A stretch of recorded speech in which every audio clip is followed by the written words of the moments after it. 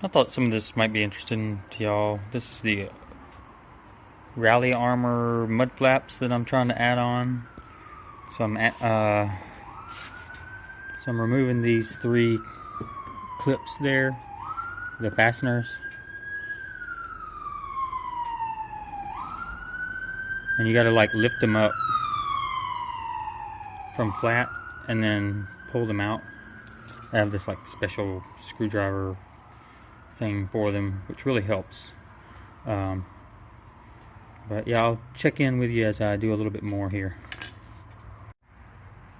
Alright, here are the parts and pieces that I'm using. I also have another screwdriver and a flashlight back here to kind of shine some light on the situation. But I pulled those 3 fasteners out, and then you need these 3 clips that go behind where the fasteners were to give the screws something to bite into.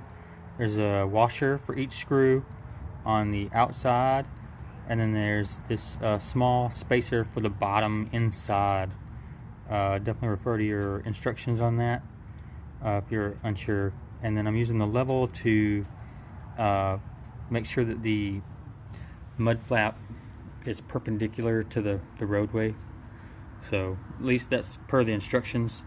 And that's the front side. So let me get this situated and I'll check back in a second. This is the mud flap. That's I guess the back of it towards the back of the car. And this is the front side. Alright, just wanted to show you that. Alright, to install your fasteners behind there, you have to pull this back, this liner. And if you look down in here, right here, that's the first flat clip, is what they call it. There's another clip here. Ow! Another clip here. You have to pull this plastic piece back right here to get that. See, there we go. Pull that back and put it behind it. And then this one's really easy, just right on the middle. And then you get your screws ready and your mud flap. Alright, so that's the mud flap on. It's really loose right now. Just kind of hanging in place. And as you can see, I have this spacer here ready to go. So we'll get it all tightened up and get it level, and then I'll show you what it looks like. Alright, here's the inside of the wheel well. Get it all tightened up. I tried to make sure that it wasn't depressing too much, but yet still tight. And we can come back and check these over time to make sure that they're not becoming unscrewed also. But now we move to the back. Well, let me show you what it looks like from the side. And kind of have a mess here in the garage. There you go. So walk around, I'll show you the other side. This is kind of the back without it.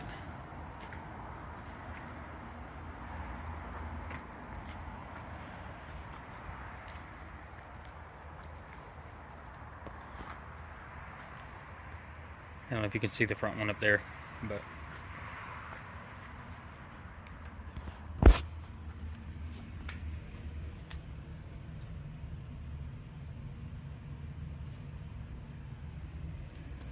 alright, let me get back to it. Alright, here's the parts and pieces for the back and what the back flap looks like. You got 3 of the connectors, you got a bracket there, you got 2 short screws, 2 long screws, you got the white insert there, and then 4 washers. And then this is the passenger side where we're going to be working. So we'll be putting some inserts here and here, separating these, putting it behind that, putting it on that. See, right there. And then on the bottom there, gotta remove that fastener, and that's where we put the bracket. All right, so I'll check back in just a moment. Alright, there's the two fasteners on the side of the plastic there. And then underneath here, that's kind of what the bracket will look like. The insert is put in underneath the bumper cover. And then that slides in, and then you'll put your screw in on top of that. And then there's another connector that goes here, and a screw to connect this back side. This can be done without taking off your tires. I admit it would be much easier if the tires were off, but I didn't want to do that, so we're making it work. Alright, so kind of like the front, I have it just kind of loosely connected here. And then if you can see in there, oh sorry, that's the back bracket. Actually, let me get underneath here. You can see a little better. There's that screw and the bracket. Hopefully you can see that. I'm trying to show you. That may not work. I'm sorry if it didn't. There you go. There's a good shot of it right there. Alright, let me get these screwed in and leveled up, and I'll give you the overview. And that's what we got installed.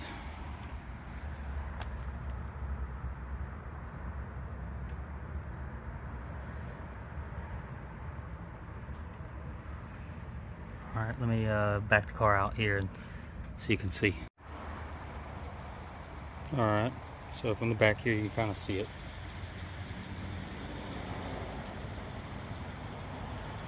And as I go over here to the side,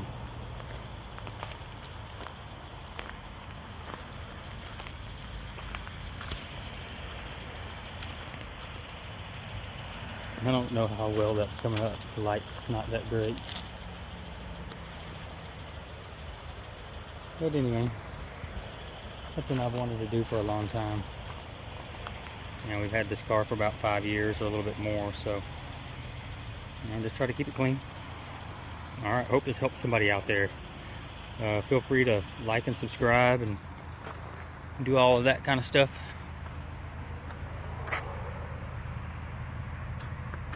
Peace. There's a little bit different look of it. You can definitely see the flaps now.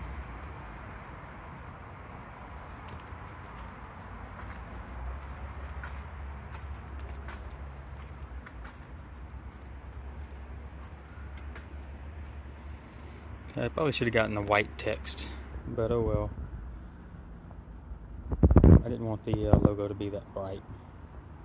And then also we're getting some new tires this next year probably. So we'll be getting away from these kind of standard Bridgestone dualers. If you have any opinions on good tires for these cars, let me know. I was kind of thinking like it's